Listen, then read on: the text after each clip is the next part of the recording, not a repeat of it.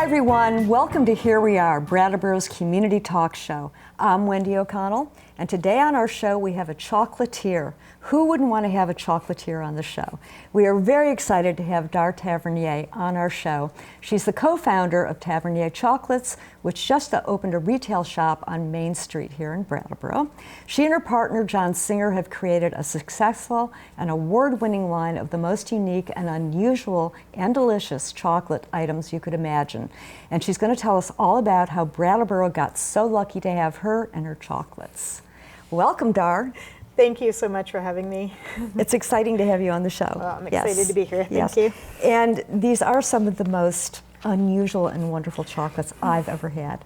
And it's a long way from Hershey's. Thank you. It's a really long way. So, Dar, you were born in upper New York State. That is correct. Upper New York State, right on the Canadian border. Yes. So, yes. My father's side of the family is all of French-Canadian descent, and a lot of people in the town that I grew up in were as well. It's a town that's probably close to Brattleboro size. It was a lovely place to grow up. Yeah. I was actually born in Buffalo, New York, where my mother is from, and where my parents met when they were going to college. But my parents decided that they wanted to bring their children up in a more rural place, a place where we could kind of run free and have a different kind of childhood. Yeah. And I'm really, really lucky that they did that. Yeah. It was a beautiful place to grow up. Having been born, years and years ago, we all had experiences of being outside and spending most of our time outdoors. Your experiences were a little bit different than most. My parents were wonderful in that they trusted us and they allowed us to go off on our own. We lived right on the edge of town, so we had access to a lot of different forests and fields and streams. And I just really loved riding my bike out through these winding roads into the countryside and exploring, different animals and plants and things that I found out there. I definitely think it was inspired by my father, who was an avid outdoorsman and knew a lot about plants and animals, and definitely got very excited about exploring the outdoors as well. So that was something that I think all three of us kids had when we were growing up. All of our family activities involved either going to see art and music or going camping and hiking and mountain climbing and canoeing. And I think I just really treasure my childhood and feel like I had a really special upbringing that way. Yeah. Much to my mother's consternation, I like to taste a lot of things. I love to watch what other creatures were tasting and how they were experiencing the world. So for instance, I loved to watch bumblebees and how they dipped into flowers. So I would pull the clover flowers, like the petals, out and just suck out the nectar. I would watch them dip into other flowers that were poisonous, unfortunately. And although I never ate them myself, my mother ended up pulling up a lot of her perennial gardens because she was afraid that I was going to eat everything in sight just to try it and explore. So, sorry, Mom. As a family, we would definitely go out and go berry picking. We would go apple picking. We would, I love to eat spruce tips fresh off the spring, so fresh off the tree, in the springtime. And just kind of experience my surroundings that way. Yes. Living where you did, you had some Native American influence as well. We grew up right next to Akwesasne, and so we knew a lot of families and children from Akwesasne, and our teachers made sure that they included in our lesson plans learning about Native American culture, So that's kind of amazing. It is actually really amazing now that I look back on it. Yeah. And you played hockey and you did a lot of skiing. I did. I played hockey, did a lot of skiing, did a lot of ice skating. Were there other influences, like in school or outside of school for you? Definitely art. So art was a big part of my life. I took a lot of art classes. We were lucky enough to have an old mill building, a lot like the cotton mill building. Yes. That was an art center in town. So I took drawing there, I took calligraphy, I took ballet. We put on plays in the airplane hangar that was attached to it. That's cool. Yeah, it was really cool. And my art teachers growing up were also just very encouraging and just really exemplary. So, yeah. As a kid as well, we would visit family in Buffalo. We would go to Montreal a lot. That was the closest city, and that's where we spent a lot of time. Yeah. And we would always visit the art museums and the natural history museums. And did you do a little music as well? I did a little music as well. I grew up playing clarinet. Yeah, so classically trained. I stopped playing it, unfortunately, I guess after college.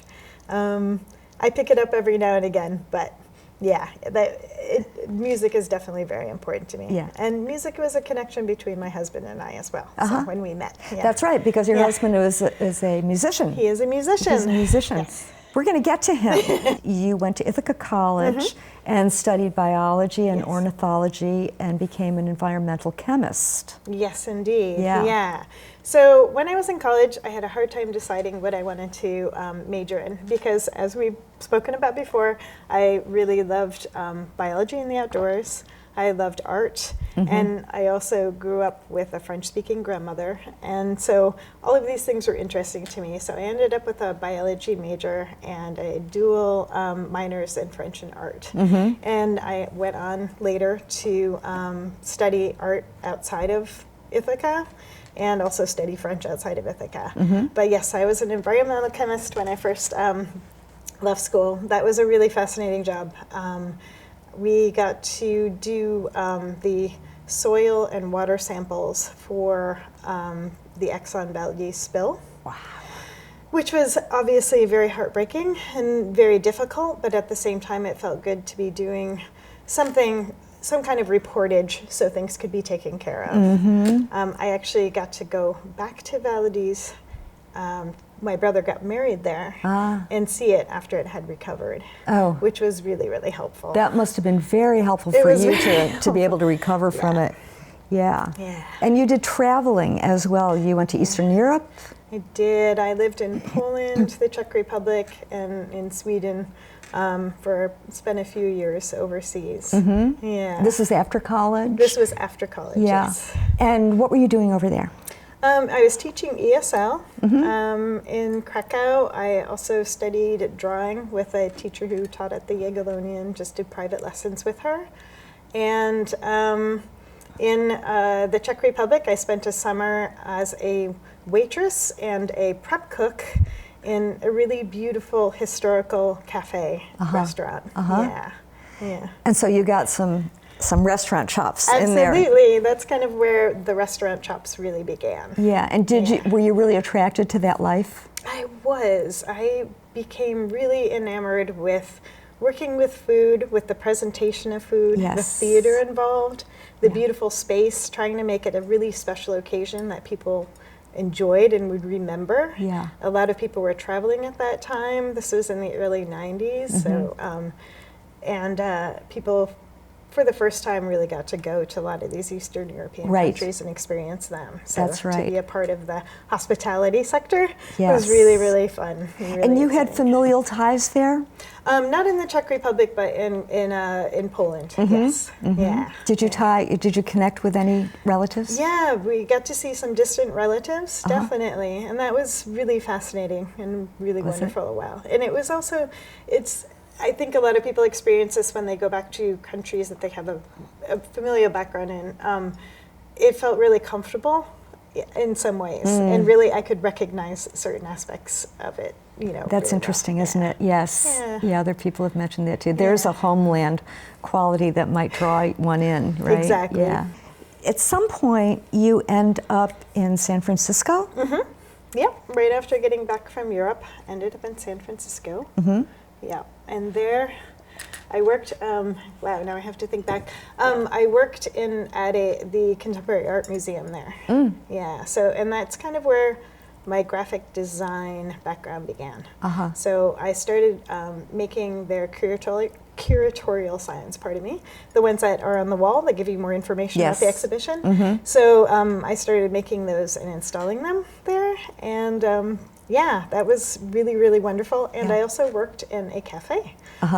So you were pairing things. I was pairing things yet again. That must have been a pretty nice time to be in San Francisco. It was I a would really think. exciting time to be in San Francisco. A Yeah. lot of stuff going on, a lot of music, a lot of art. A lot of music and a lot of art. So, Yes. yeah, it was wonderful. And is that where you met your husband? That's where I met my husband. Yeah. And he was playing in a cafe somewhere, and you were in the audience? He was actually visiting the cafe that I was working in the mornings. And so we got to talking. He was recording an album at that time. And he very suavely said, I want to give you a copy of this because your coffee, helped me get through the recording process. So we met up at a little local bar and just really hit it off. It was like recognizing someone. Oh, that's really sweet. Yeah. That's nice. Yeah. And he had a little stint coffee roasting, He did, right? Yes, yes. So when we first arrived here, he roasted for Mocha Joe's, and he he managed did. the roasting shop. Yeah. John is still a musician. He's still playing. He is. He plays for himself now. He hasn't played out for a bit, but yeah. But perhaps he'll start doing that again. I would love that. And he's doing a lot of the business end of... He is doing a lot of the business end. That is his forte. He's really good at it. That's great. It is. That's great. I think we make a good team. How'd you end up in Brattleboro? That's a great question. So when we were in San Francisco, I'm a vegetarian. And I love cheese. And we were finding that a lot of these wonderful products that we were eating in San Francisco were coming from Vermont. And there was a place called Journey Soda that was out of Putney. They were doing herbal sodas, which was new and different then. They were really delicious. There were all of these wonderful cheeses and other products. And we looked at a map and thought, what is this funny little spot in the middle of nowhere that is producing all this really interesting stuff? We have to visit it. Right after we got married, we drove cross country. We've actually driven cross country several times together, which is really fun. Yeah. But this was a really wonderful adventure in that we thought we were going to end up in Montreal and living there, but we decided to take a little side trip to Brattleboro and Putney, and just ended up staying for a long time. Really? Yeah, just fell in love with it. The community, we met so many incredible people. There are so many artists here and people making really good food. Yeah. It was just, I guess politically, I felt a lot of like synchronicity with San Francisco. It just it felt like someplace we didn't want to leave. That's really wonderful. So you've been here since? We have. I wouldn't ask why, but I would ask how you got focused on chocolate, because the why we all know why we would want to get focused on chocolate. Exactly. Yeah. I love chocolate, and I love working with food, and so it was just something that was really easy to share and to kind of get adventurous with and creative with. And I just found that if I made something with chocolate, everyone wanted to try it, right? Because it's chocolate. Right. So it was really fun to use that as a medium. I also like the savory aspects of chocolate. Yes. Historically, that's what it started out as, was something that was savory, right? And spiced. Oh, tell us about that. Yeah, well, I won't go too far. Yeah, I mean, in Central and South America, where chocolate originated, it was from what I understand, a drink, and it was spicy and it was savory. This idea of working with chocolate in a savory kind of way instead of straightforward sweet kind of way is pretty unusual in America.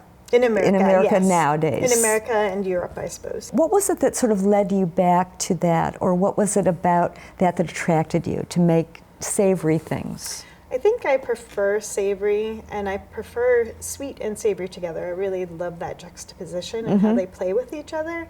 So I think that aspect of working with chocolate was just very interesting to me. Also, more recently, things have progressed where you can find chocolate that has a much higher cacao content, and of course, the more cacao content there is, the more kind of you get that beautiful bitter, deep, dark flavor, and that lends itself to really working with other things that are umami and savory. Yes. Yeah. Yes. Yeah. Because you folks have some amazing combinations going on. I mean, there's so many, now that we're talking about chocolate, there's so many things about what you're doing that, as I said, I think are so unusual. And it's a lot of it is the pairings of things, like you've got a pâté, for instance, yes. which is just the idea of that is a little mind-blowing. Talk a little bit just about that one. Well, a lot of people say that they start businesses because they were looking for something specific and they couldn't find it. And this is definitely one of those things. I just know when I would try to make hors d'oeuvres for a party or a gathering, I would try to think of it like something unusual but delicious that people would really enjoy, but that would be memorable. And chocolate and cheese, I think, really work together very well. And so I just started experimenting with that. That's basically how that came together. Pâté is wonderful because you can use it in so many different ways. Yes. You can just spread it on cookies or crackers or a baguette. You can have it with cheese. You can put other elements on it and, you know, layer the flavors. It's just really fun. I thought it would be a really nice way for people to use it as a group together. Yeah. Yeah. Yeah. So it's chocolate, blue cheese. Yes. Barrel-aged maple syrup is one of the recipes. Barrel-aged maple syrup. And dark chocolate. And dark chocolate. Yeah. Just to mention, that very item is up for a Good Food Award. It's true. It's a finalist for a Good Food Award. So, yes. Yeah. That's pretty, and you're going to be hearing about. excited. You're going to be hearing about that soon. That is true. We'll be hearing about that at the end of the month. Yeah. That's very exciting. Thank you. Yeah, Blue Hour Pâté Chocolat. You've also been featured in Yankee Magazine. USA Today is one of the 10 top chocolate businesses, or of New England, I think. Of New England. I think. Yeah, I think that was the distinction. Yeah, that's pretty amazing. Thank you. Yeah, and this is in a very short period of time, really. I guess we've been in business for 10 years. That's not very long. That's not, really? Well, I don't know, to win a lot of awards already and to be known, I think, as widely. Thank you. I know that you do some catering, so if you're catering, but you're catering chocolate, right? So you do things alongside whatever the item is. Yes. You also always have an aesthetic piece to it. So you have set a little table, so to speak, with your presentations. That is so nice. And I think that that's one thing that really sets you apart as well, and folks now who can go downtown and go into the store can see your aesthetic at work. Oh, that is so kind. Because it is I think that your bars, your tablets, all of your products themselves all look hand done, which they are, right? They're all done by hand. We are not working with just rectangles and squares and rounds. We're dealing with much more organic shapes, which I think is very appealing. And then you have some of the ingredients on top as well. Yes, because they're so beautiful. Yeah. Exactly. Yeah. Well, thank you for noticing that. That is a really important thing for us, is to have them be as beautiful visually as they are, delicious. Yes, so, and I think the whole experience. Well, I think, Dart, the thing is that it's top to bottom. I mean, that's the feeling that I get, and I think most people are going to get when they walk in the store as well. And even just seeing your products, is that every item has been chosen and handled with care. You've also got a very strong sensibility and responsibility toward the things that you're doing, and the items, the kind of ingredients that you're using, sustainability, and all of those things that are now words that are trending, but they are actually part of your ethic. It's absolutely true, and they really mean a lot to us. From the sourcing of our chocolate, which is obviously the most important and base aspect, to any of our ingredients that we use. We are very careful and very, very discerning about what we use, for sure. Yeah, and I really think things taste better that way. So, for instance, when we're talking about the Blue Hour Pâté chocolat, we're using Bailey Hazen blue cheese, which is exemplary, And that's local. award-winning. And that's in Vermont. Yep, that's at Jasper Hill Farms. And we're using Miller Farm organic heavy cream. Their heavy cream is the richest, most delicious thing I've ever tasted. And that's West Brattleboro, I believe. That's in, I think, Vernon. I think. Vernon. Yeah, or Guilford. Dar, you've been here for 25 years, but the business has been here for 10, and you've been in the cotton mill for these many 10 years. So branching out onto Main Street is a big deal. Yes. However, I think one thing that was interesting to me is in these 10 years, you've forged a lot of different relationships with local farmers, with local retailers, and chefs and makers as well. Absolutely. So could you talk a little bit about that, those relationships, your partnerships with them and how that's working? Absolutely. When we first started, we were at the farmers market for years. That was such a rich experience, and that's where we met and like really started some deep relationships with local farmers and other makers as well. And then also the community. It's always so wonderful to see how many people support our farmers market, how many people come from all over to just to experience the farmers market and get the incredible products that are there. So there were so many things to choose from, and we would actually have people say, oh, I have this thing that you might be interested in, or I'm growing this thing, you should try this. So we got a lot of suggestions and a lot of excitement from fellow farmers and makers. Yes. So that was a really great place to start. We unfortunately can't attend the farmers market anymore as chocolatiers because it's too hot now.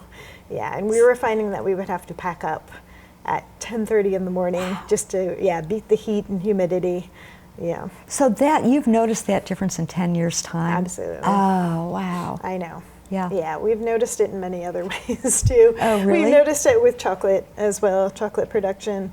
We've had to wait longer for certain things to get to us because crops were not as good. There was a hurricane that devastated a crop in the Dominican Republic one year, so we couldn't get a certain chocolate that we were getting for a while. So all of these things are happening more often. And they're really impacting you. Yes, they're impacting anyone in the chocolate world. That's really that's too bad. I know. Yeah. You're a member, I think, of the Vermont Specialty Food Association. Can you talk about that? Because I think most folks, including me, don't know what that is. I think they just support people who are using Vermont products and making exemplary Vermont products.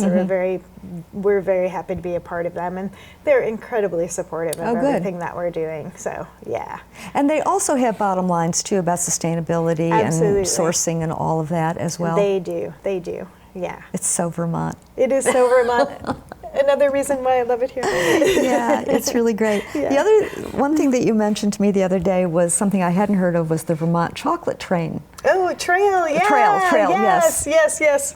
So the Vermont Chocolate Trail. So that was something that we suggested to local representatives when they came and visited us in Brattleboro, us and other makers. And they took it on, and they created this beautiful chocolate trail that goes all the way up through the state. So they have a map, and they have little clickable sites where you can, go to each person's website and see what they do, and you can travel along the chocolate trail and try a bunch of different chocolates. People are doing really interesting things, really cool things all throughout the state, and we're all doing really different stuff from each other, which is really exciting too. That is. Yeah. And do you know each other? I know. We know a lot of them. Yeah, and they're fantastic people. Well, so if somebody wants to do like a chocolate and beer trail together, that would be fantastic. Have you ever paired chocolate with beers? We absolutely have. Yeah? We absolutely have. We've paired them with Hermit Thrush locally. They've actually used some of our chocolate in some of their brews, which is really exciting. Although they're leaving. I know. Yeah. I know. Yeah. It's heartbreaking. We're sad to lose them here. Very sad to lose them here. Yeah, they're so creative and such an important part of our community. So very creative. Yes.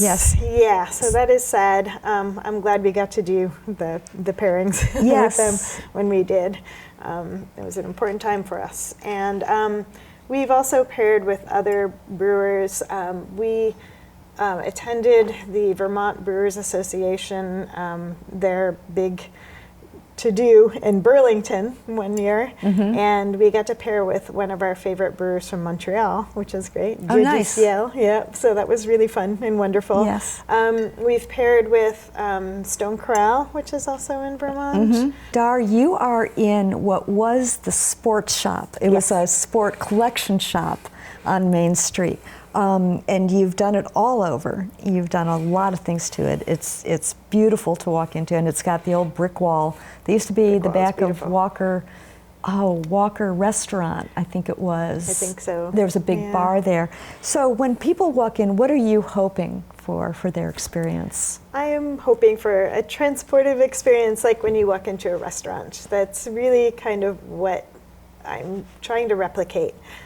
We don't have seating right now. We are working on that. We do hope to have that in the future. But we definitely want people to come in and for it to be a whole experience with visuals, smells. Nice. Yeah. We offer people tastes, so you can come in and sample some things. And just have it be the full theater. Yeah. Yes. So that's in the back of your mind. That's what I can feel that. You know, walking in. You know. Thank you. Well, in terms of the aesthetic, in terms of the shape of the space, even. I walked in the other day, and a day or so later, I was thinking, oh, it'd be great to sit down there. You know, and so it would be wonderful. That's right. And another really important aspect of it too is that we really missed being part of the community like we were when we were at the farmers market. Yeah. So the farmers market with the heat and then with COVID, yes, most of our sales went online. Most of our business went online, which was wonderful. We're really lucky that we were able to pivot that way and do that, but we really missed being closer to our community. Yes. This is allowing us for that. We love that people, our regulars, get to come in. And they get to sample new things that we're making, or they get to try a couple of pieces, and just get reactions in real time is really lovely. And then just support the downtown. So, yes. Yeah. All those things are really exciting. Yes. Oh, that's So great. that's what we're hoping for. I think that's probably what will happen as well. Most people love chocolate. You know, I would say most people love chocolate. So yes, to be able to go into a chocolate shop is an exciting adventure, especially one like yours. And most people are willing to try something adventurous because it involves chocolate. Yes, that's so right. So we're really lucky that way. We can kind of push people toward that a little more easily than others. Open up the arena. I do want to mention that you've got a great website. Thank you. Yes, and I always encourage people to check out the websites of the guests who are on the show. Your website is wonderful because it also includes a blog as well as all of the other things that you're offering. And the blog includes some recipes, which are really cool. There's some that are just, just sound fabulous. It's really fun. It kind of expands just working with bonbons and which is really exciting and fun for me. And again, harkens back to restaurants. That's right. Yeah. That's right. Well, just stay tuned, folks, because at the end of the show, there will be all the information about Dar's and Tavernier Chocolate's website that you can just click on and find out more about what's going on, and also updates, right? Yes, updates. About what's happening. Absolutely, yeah. I wanted to mention too that we have a great team right now. They're very creative, they're really hardworking, and they are coming up with a bunch of inspiring new directions for us and recipes. Oh, that's great. So stay tuned for more amazing things. Excellent. That's excellent. We will stay tuned. We will. Dar, thank you so much. Thank you so much. I appreciate it. It was really fun. It was great to hear all about it. Thank you. Yeah. Thanks to all of you, each and every one of you out there, any of you who are dying for chocolate now that you've listened to the show, all you have to do is go down to Main Street and check out Tavernier Chocolates and say hello to Dar and to John, who will probably also be there as well. Thanks for tuning in. We will have someone else from the community on next week, and we'll be able to hear their stories.